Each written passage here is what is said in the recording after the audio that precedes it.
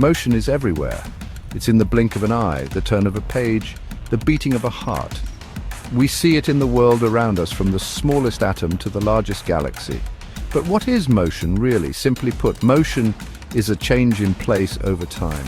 It's the process of something going from one point to another. Motion is fundamental to our understanding of the universe. It shapes our world and defines our experiences. Without motion, there would be no life, no change, no time itself. Understanding motion, therefore, is key to unlocking the secrets of the cosmos.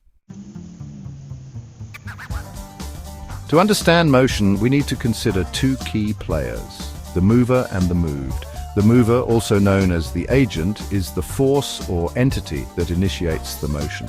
The moved, or the patient, is the object or entity that undergoes the motion. Think of a baseball game. The pitcher is the mover, using their arm to set the ball in motion.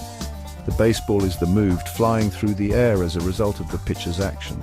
This interplay between mover and moved is essential to any instance of motion.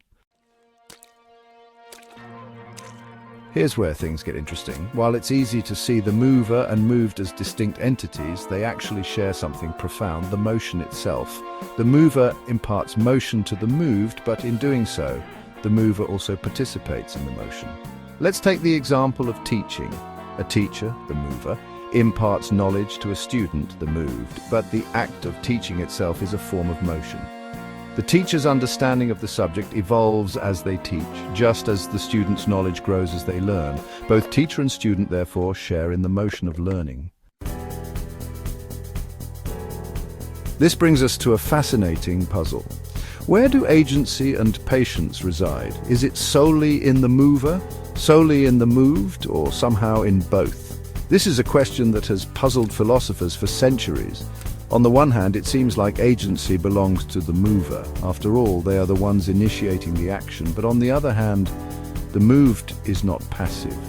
They receive the action and respond to it, shaping the motion in their own way.